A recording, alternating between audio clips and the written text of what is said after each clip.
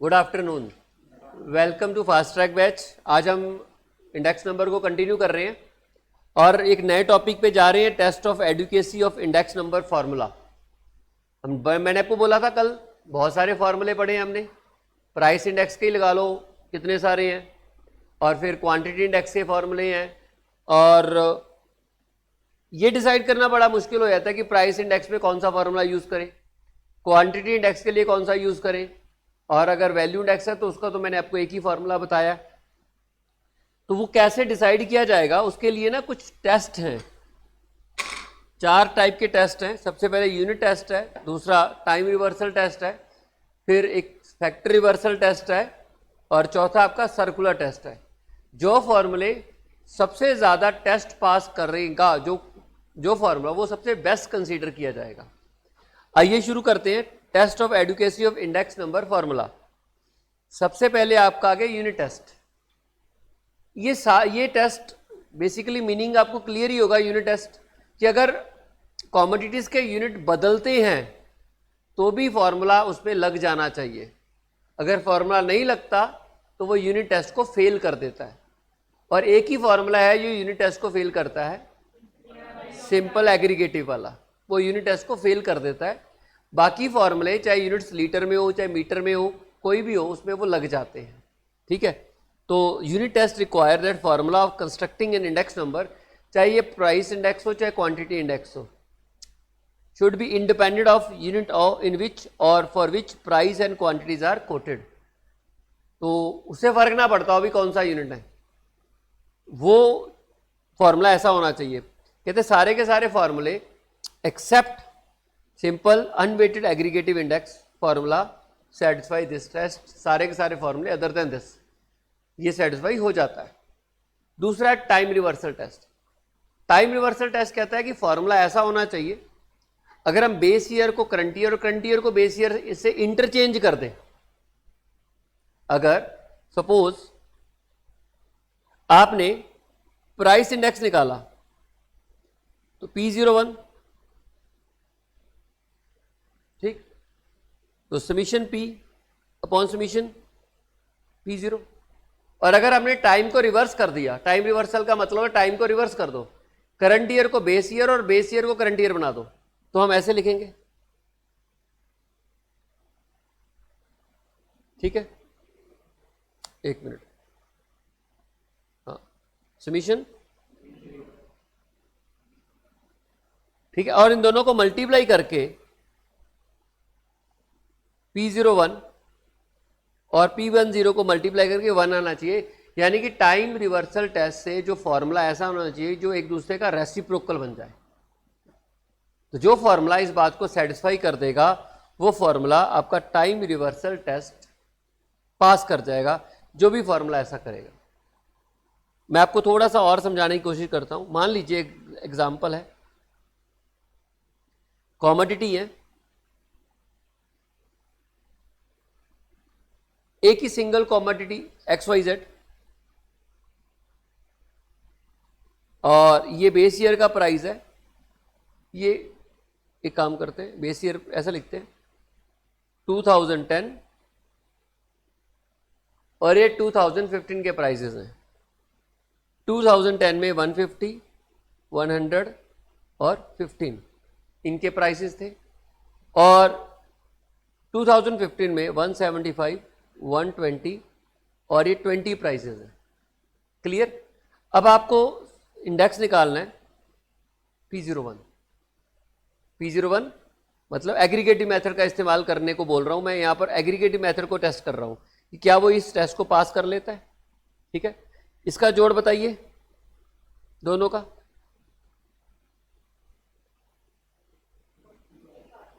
पहले का 1 265 और दूसरे का 315। प्राइस इंडेक्स निकालोगे, मैं एग्रीगेटिव मेथड फॉलो कर रहा हूं, उसको चेक कर रहा हूं कि क्या वो यूनिट टेस्ट को टाइम रिवर्सल टेस्ट को पास कर देगा। देखो ये आ गया, जो भी आया, और फिर मैं ये कर रहा हूं टाइम रिवर्सल में बेस ईयर को इंटरचेंज करके करंट ईयर बना दो, करंट ईयर को हम चेंज करके बेस ईयर बना देंगे, तो ये आपके पास आया 265, ठीक। और मल्टीप्लाई करके देखते हैं, 1 आएगा, 315, 265, 265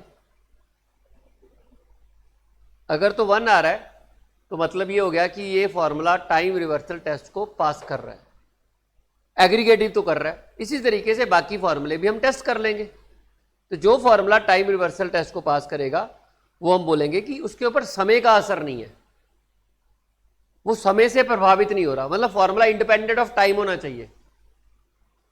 इसलिए उन्होंने चेंज करके देखा कि बेस ईयर को करंट, करंट ईयर को बेस से भी इंटरचेंज कर दो तो समय का प्रभाव उसके ऊपर ना पड़ता हो। नहीं होगा जी, नहीं होगा, नहीं होगा ना, ट्राई करके देख लेना, नहीं होगा। लैस्पर के फॉर्मूले में नहीं कैंसिल होगा, कई फॉर्मूलों में नहीं कैंसिल होगा। इसलिए समय का प्रभाव हमारे फॉर्मूले पे नहीं आना चाहिए, हमारे इंडेक्स नंबर की कैलकुलेशन पे नहीं आना चाहिए। इसलिए इंडिपेंडेंट ऑफ टाइम होना चाहिए फॉर्मूला, इसलिए टाइम रिवर्सल टेस्ट लगाया गया है, ठीक।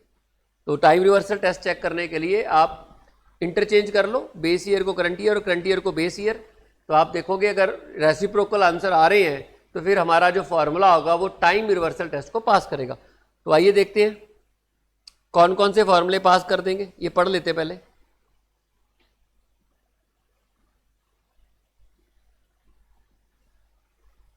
Time reversal test is a test to determine whether a given method will work both way in time, forward and backward, क्या वो दोनों तरीके से काम करता है।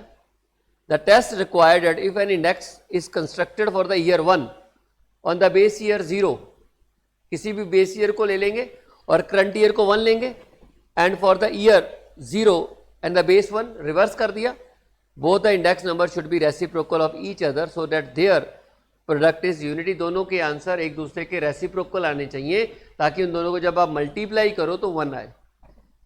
Symbolically if there are 2 indices P01 and P10, तो टाइम रिवर्सल टेस्ट तब सेटिस्फाई होगा जब P10 और P01 को आप मल्टीप्लाई करोगे तो आंसर 1 आएगा। क्लियर? नोट क्या है, Laspeyres method and Paasche method do not satisfy the time reversal test. आप चेक कर सकते हो ये टाइम रिवर्सल टेस्ट को पास नहीं कर पाएंगे। क्लियर है? उसके बाद आता है फैक्टर रिवर्सल, और कौन कौन से देखो यहाँ लिखा भी हुआ है टाइम रिवर्सल टेस्ट कौन कौन से, सारी है। फिशर का फॉर्मूला कर देता है, सिंपल ज्योमेट्रिक मीन और प्राइस रिलेटिव कर देता है, एग्रीगेट विद फिक्स्ड इंडेक्स कर देता है, वेटेड ज्योमेट्रिक मीन, कई सारे फॉर्मूले, मार्शल का, ये वालेस का, कैली का, सिंपल एग्रीगेट, ये हमने किया नहीं है, ठीक है। तो ये सारे फॉर्मूले जो हैं इस टाइम रिवर्सल टेस्ट को पास कर देते हैं। और यूनिट टेस्ट में तो सिंपल सी बात है कि एक फॉर्मूले को छोड़ के बाकी सारे फॉर्मूले यूनिट टेस्ट को पास कर देते हैं। नेक्स्ट आ गया factor reversal test. Factor reversal test क्या कहेगा? फैक्टर रिवर्सल टेस्ट कहता है कि आपका इंडेक्स नंबर का फॉर्मूला ऐसा होना चाहिए, देखिए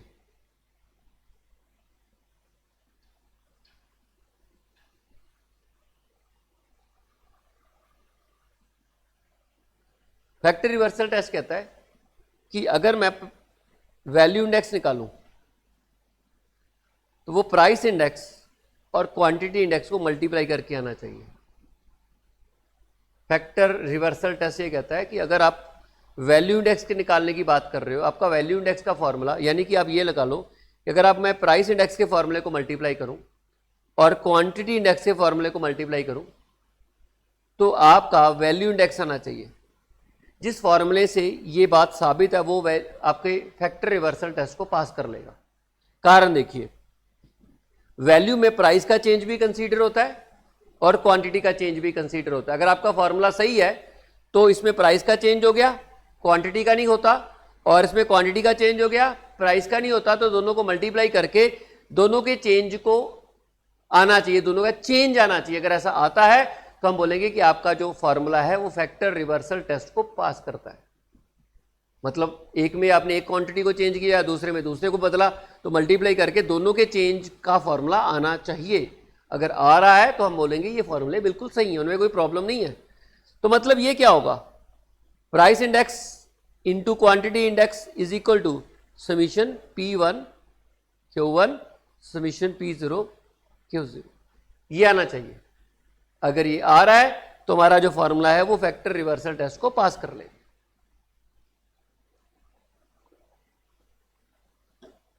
और वैसे भी अगर आप सोचो ना, मैंने अभी बताया आपको, इसमें प्राइस का चेंज भी है और इसमें क्वांटिटी का चेंज भी कंसीडर किया गया है। तो अगर मैं इंडिविजुअल चेंजेस को कंसीडर करके मल्टीप्लाई करूं तो दोनों के चेंज को कंसीडर करके आंसर आना चाहिए। अगर आता है तो हम बोलेंगे कि आपका फॉर्मूला फैक्टर रिवर्सल टेस्ट को पास कर लेता है। क्लियर है? फैक्टर रिवर्सल टेस्ट को पास करने के लिए आपको प्राइस इंडेक्स और क्वांटिटी इंडेक्स को मल्टीप्लाई करना पड़ेगा। तो किसी का भी फॉर्मूला उठा लो, एग्रीगेट उठा के चेक कर लो, उसका प्राइस इंडेक्स का निकाल लो, उसका क्वांटिटी इंडेक्स का निकाल लो, मल्टीप्लाई करके देखो। अगर ये आ रहा है तो हम बोलेंगे कि एग्रीगेट फॉर्मूला आपका पास कर रहा है इस टेस्ट को। लेस्पर का उठा के देख लो, उसका प्राइस इंडेक्स का फॉर्मूला निकाल लो, उसका क्वांटिटी इंडेक्स का फॉर्मूला निकाल लो, उसको मल्टीप्लाई करके देखो वैल्यू इंडेक्स के बराबर आ रहा है। अगर आ रहा है तो वो फॉर्मूला भी सेटिस्फाई कर देगा। तो आपको यहाँ पे चेक नहीं करना, आपको याद करने हैं अभी ये फॉर्मूला ये टेस्ट पास कर देगा। कंडीशन पता होनी चाहिए बस, और दूसरा आपको ये याद करना है। चलिए पढ़ देता हूं।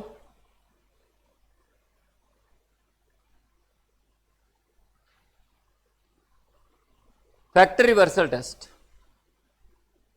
Factor reversal test require that product of price index and quantity index should be equal to corresponding value index. Price index और क्वांटिटी इंडेक्स को अगर आप मल्टीप्लाई करते हो तो आपके पास वैल्यू इंडेक्स आना चाहिए.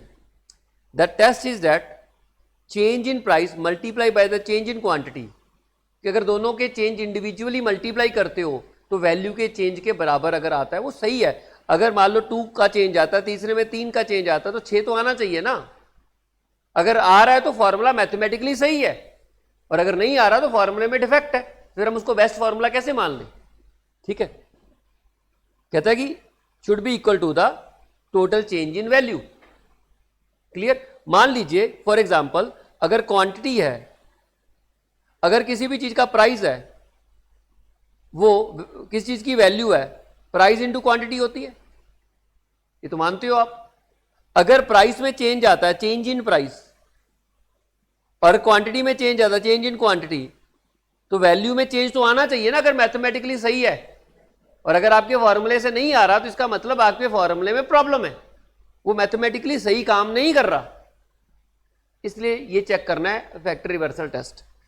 Symbolically if P1 and Q1 represent the price and quantity in the current year and P0 Q0 represent price and quantity in the base year, and P01 represent the change in price in the current year and Q01 represent the change in quantity in the current year, factor reversal test is satisfied if this condition is fulfilled. और ये formula आप check करोगे value index का formula है. Clear. Note, factor reversal test is satisfied only by simple aggregative index number and Fisher idle index number. सिर्फ simple aggregative formula satisfy करता है इसको. You can check it, but अभी आपके पास time नहीं है कि इसको चेक करना है. पेपर हो जाएंगे तो फॉर्मूले पुट कर करके चेक करना भी कौन सा सेटिस्फाई करता है कौन सा नहीं. तो आपका सिंपल एग्रीगेटिव इंडेक्स नंबर, इसको यानी कि ये वो फॉर्मूला है जो यूनिट टेस्ट में फेल हो रहा था, लेकिन वो फैक्टर रिवर्सल टेस्ट को पास कर रहा है. और फिशर का फॉर्मूला भी इस फॉर्मूले को पास करेगा, इस टेस्ट को पास करेगा. ठीक है, एक मिनट देख लीजिए.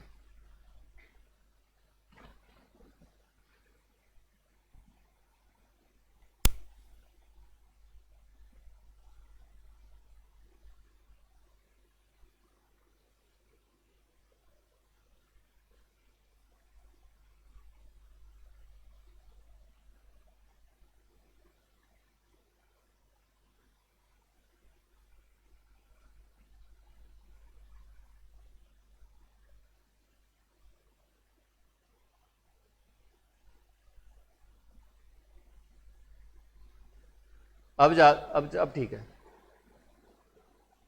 ज्यादा कर रखिए.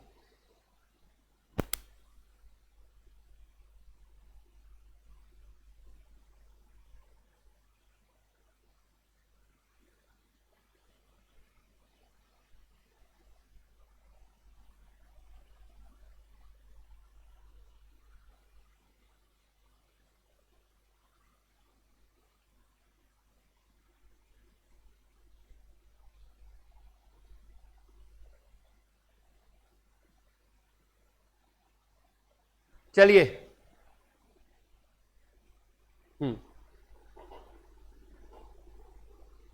क्या हुआ? चल नहीं रहा था? नहीं,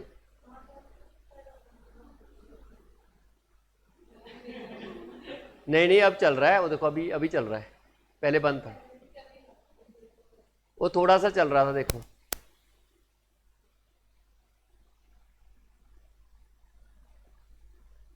अब इतना है। चलिए देखते हैं, कोई बात नहीं, सुन लेंगे तो क्या हो गया। सर्कुलर टेस्ट, अब सर्कुलर टेस्ट को समझो।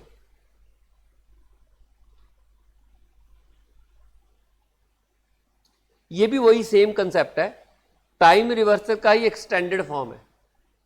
ये भी कहता है कि फॉर्मूला समय से प्रभावित नहीं होना चाहिए। मान लो आपके पास 2010 है, 2010, 11, 12, 13, 14। कहते हैं कि अगर मैं यहां से इंडेक्स निकालूं या मैं यूं करके निकालूं तो आंसर सेम आना चाहिए। इसको इंडेक्स ऐसे, फिर इसको ऐसे, फिर इसको ऐसे, फिर इसको ऐसे। 2014 का इंडेक्स मैं यू चेन के थ्रू निकालूं या मैं सीधा ही निकाल लूं, मेरे आंसर में फर्क नहीं आना चाहिए। बात वही होगी, समय का असर फॉर्मूले पे नहीं पड़ना चाहिए। Circular test is extended form of time reversal test. Time reversal test का ये एक एक्सटेंडेड फॉर्म है। देखिए, अगर मैं इसका इंडेक्स निकालूंगा, ठीक है, तो फॉर्मूला आएगा, ये पहला साल है, ये दूसरा, ये बेस ईयर है, ये पहला साल, ये दूसरा साल, ये तीसरा साल, ये चौथा साल।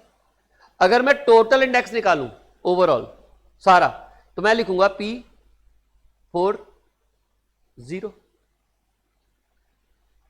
इसको मैं चौथा साल मानूंगा और इसको मैं पहला साल मानूंगा, बेस ईयर, तो इसका मैं इंडेक्स निकाल दूंगा। यही बनेगा ना कि चौथे साल का 2014 का index taking 2010 as base year, तो ये P40 ही बनेगा। उसको मैंने चौथा साल मान लिया, तो मैंने सीधा निकाल लिया।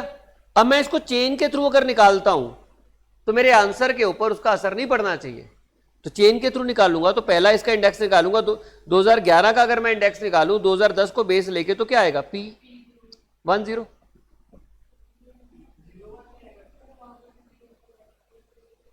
सॉरी, ठीक है, ठीक। और अगर मैं 2012 का निकालूं और 2011 को ले लूं बेस ईयर, तो आना चाहिए P12। और सिमिलरली अगर मैं 2013 का निकालूं और 2012 को ले लूं बेस ईयर, और अगर मैं 2014 का निकालूं 2013 को ले लूं बेस P, तो मल्टीप्लाई करके ये आना चाहिए। अगर आपका फॉर्मूला इस बात को सेटिस्फाई करता है तो आपका फॉर्मूला सर्कुलर टेस्ट को पास कर देगा। इस चीज को मैं ऐसे भी लिख सकता हूं, देखो,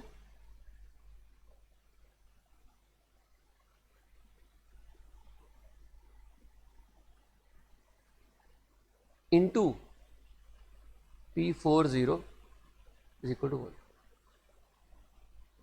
इधर ले आया ना मैं इसको, बेस और वो इंटरचेंज हो गए, करंट ईयर ऊपर चला जाएगा, बेस ईयर ऊपर चला जाएगा, करंट ईयर नीचे आ जाएगा, ठीक है। तो अगर ये कंडीशन सेटिस्फाई हो रही है तो आप कह सकते हो कि आपका फॉर्मूला सर्कुलर टेस्ट को भी पास करता है।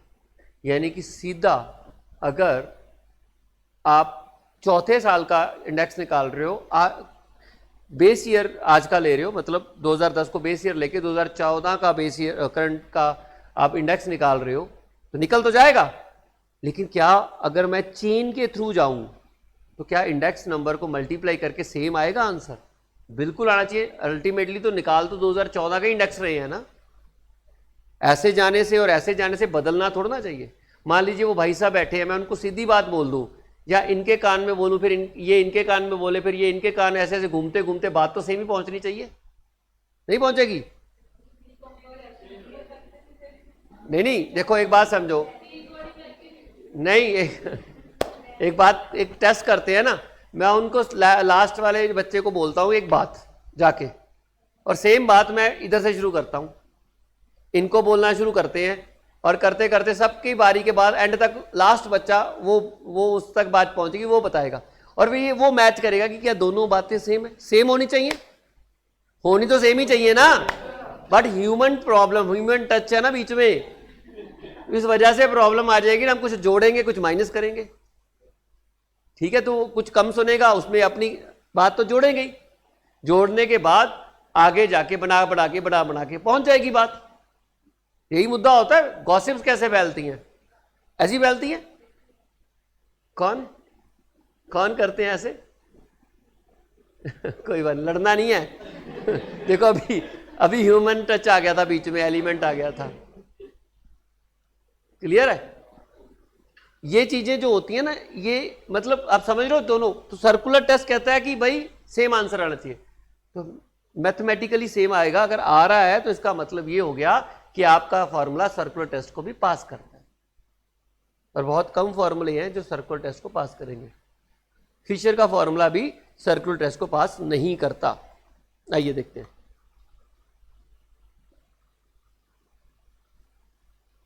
Circular test is just an extension of time reversal test. Circular test time reversal test का ही एक्सटेंशन है, एक्सटेंडेड फॉर्म है। Circular test is concerned with measurement of price changes over the period of time when it desirable to shift the base year. जब आप base year shift करके निकालोगे तो आप सर्कुलर टेस्ट चेक कर सकते हो, ठीक है। It require that if index is constructed for the year on a base year B and for the year B, एक मिनट, it required that if index is constructed for the year A on the base year B, ठीक है, and for the year B on the base year C, we should get the same result. And if we calculate direct index for A on the base year C without going through B as its intermediary, तो सीधा आपका answer same आना चाहिए। मतलब आप जो intermediate year है उनके थ्रू जाने की बजाय सीधा भी अगर आप चला जाओ तो आपका इंडेक्स सेम आना चाहिए, और अगर आप इंटरमीडिएट ईयर के थ्रू जा रहे हो तो भी आपका सेम आना चाहिए, ठीक है। Symbolically if there are 3 indices P01, P12 और P20, तो सर्कुलर टेस्ट तब सेटिस्फाई होगा जब ये चीज बराबर आ जाएगी। देखो P01, P12 is equal, should be equal to P20, P02 ये आना चाहिए, ठीक है। और अगर मैं 1 आना चाहिए, इसको मैं इधर ले आऊंगा ना, base year current year base year interchange हो जाएंगे। बेस ईयर न्यूमिनेटर में होता है, सॉरी डिनोमिनेटर में होता है, और करंट ईयर न्यूमिनेटर में होता है। तो जब आप उसको चेंज करोगे तो रिवर्स हो जाएगा, ऐसे हो गया ना। देखो P01 का मतलब क्या होता है? P1 upon P0, P2 upon P1, P2 upon P0, यही होता है। अगर आप इसको और करोगे तो P1 upon P0, P2 upon P1 into P0 upon P2 is equal to 1 आ जाएगा। अब आप इसको कैसे लिखोगे? P कैसे लिखोगे? P01, P12, P20, क्लियर है। तो अगर जो फॉर्मूला इस कंडीशन को सेटिस्फाई करता है, इसमें इंटरमीडिएट ईयर्स कितने भी हो सकते हैं। ये तो मैंने एक एग्जांपल लिया ना, कितने से इंटरमीडिएट ईयर है। इंटरमीडिएट ईयर से ज्यादा भी हो सकते हैं। तो जितने भी इंटरमीडिएट ईयर्स हैं उनको अगर आप इग्नोर करके सीधा इंडेक्स निकाल लो, या इंटरमीडिएट ईयर्स के थ्रू जाके इंडेक्स निकाल लो, आपका आंसर सेम आना चाहिए। अगर आपके फॉर्मूले से आंसर सेम आता है तो इसका मतलब आपका फॉर्मूला सर्कुलर टेस्ट को पास करता है, ठीक है।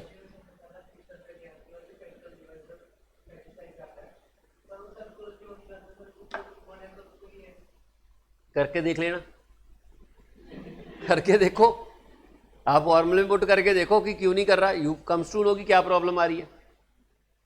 2 सालों का देखो हो जाएगा टाइम रिवर्सल टेस्ट, 2 सालों का चल जाएगा, लेकिन जब मल्टीपल ईयर्स आएंगे ना तो वो नहीं सॉल्व होगा। क्लियर? 2 सालों का हो जाएगा, लेकिन टाइम रिवर्सिबल में 2 ही साल हैं, एक base year current year base year, intermediate year नहीं है ना कोई। जब बीच में इंटरमीडिएट ईयर आएंगे तो प्रॉब्लम पैदा हो जाएगी, कटेंगे नहीं वो आपस में।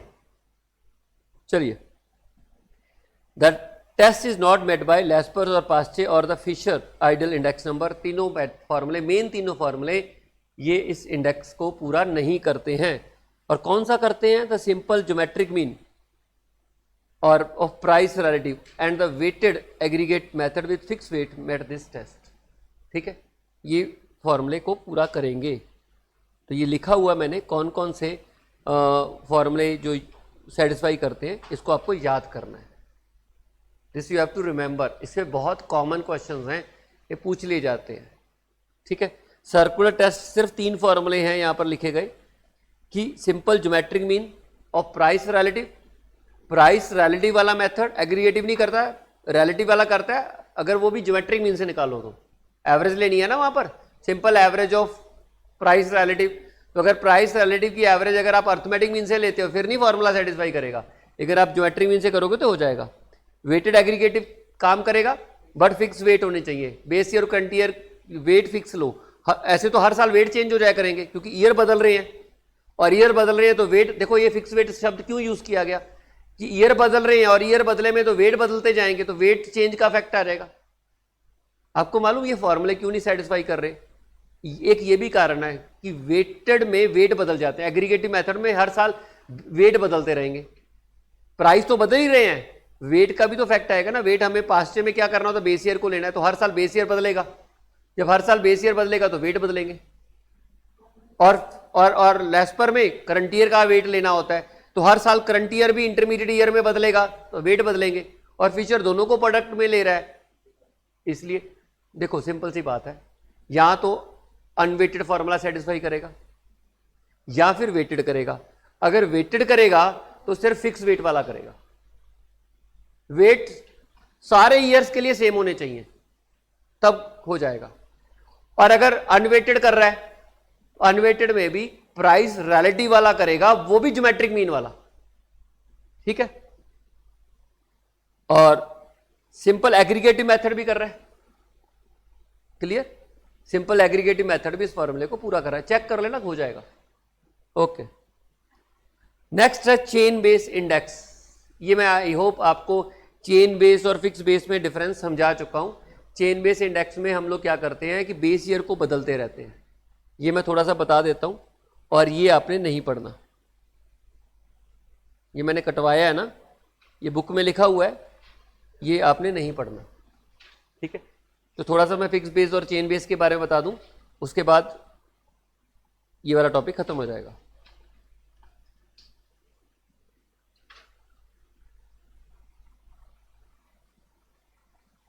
एक और क्लास लगेगी, उसके बाद ये इंडेक्स नंबर खत्म हो जाएगा। अब आप क्वेश्चन बैंक करना स्टार्ट कर दो, आपके क्वेश्चन निकलने शुरू हो जाएंगे। ठीक है, जो क्वेश्चन नहीं निकलेंगे हाईलाइट करते रहो। एक क्लास और है एंड वाली, बेस शिफ्टिंग का कंसेप्ट है उसमें, वो करने के बाद हमारा खत्म हो जाएगा। चलिए, एक होता है फिक्स बेस और चेन बेस, मैंने बताया था। बेस ईयर, फिक्स्ड और चेन बेस्ड। फिक्स में क्या होता है देखिए, 2010, 2011, 2012, 2013, सॉरी 12, 13 और 14 बेस ईयर फिक्स्ड है।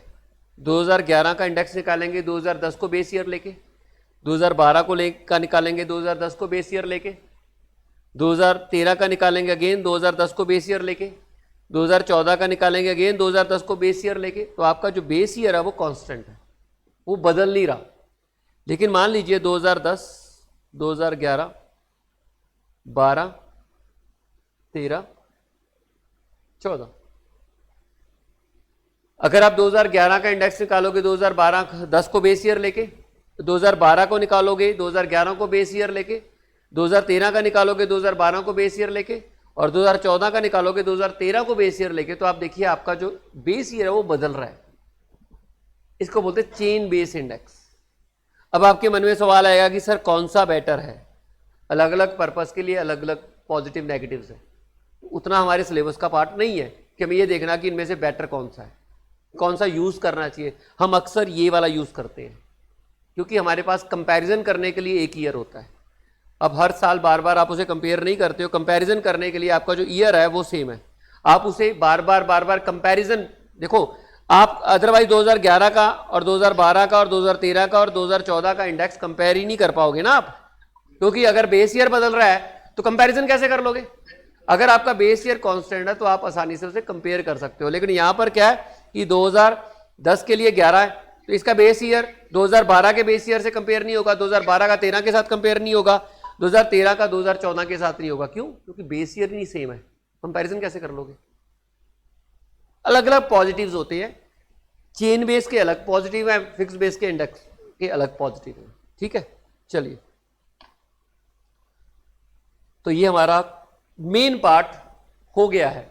मैंने आपको तीनों इंडेक्स नंबर का मीनिंग मेरिट डिमेरिट समझा दिए, price index, quantity index, value index समझ में आया आपको, और इन सब में से इतने सारे फॉर्मूलों में से सही फॉर्मूला कैसे कौन सा है वो भी हम लोगों ने डिसाइड कर लिया। अब आपको आइडिया लग गया कि जो फिशर का इंडेक्स नंबर है वो आइडल इंडेक्स नंबर क्यों है, बिकॉज ऑफ मैक्सिमम वो टेस्ट को वो पास करता है। एक अकेला फॉर्मूला है जो तीन टेस्ट को पास कर देता है, बाकी कहीं ना कहीं फेल हो जाते हैं। ठीक है, और अब हमारा जो पेंडिंग, और हाँ फिक्स बेस और चेन बेस इंडेक्स भी हमने कर लिया है। अब हमारा जो पेंडिंग पार्ट है ना वो एक तो बेस शिफ्टिंग है, बेस ईयर को शिफ्ट करना, एक स्प्लाइसिंग है, डिफ्लेटिंग है, और कंज्यूमर प्राइस इंडेक्स है। ठीक है जी, छोटे छोटे से टॉपिक्स हैं, उम्मीद है कि नेक्स्ट क्लास में ये खत्म हो जाएंगे, उम्मीद है मुझे। फिर भी अगर लगेगा कि नहीं जल्दबाजी हो रही है तो एक और क्लास लगा देंगे, पर उम्मीद है कि नेक्स्ट क्लास में खत्म हो जाएंगे। आज इतना ही, कल मिलते हैं। Thank you.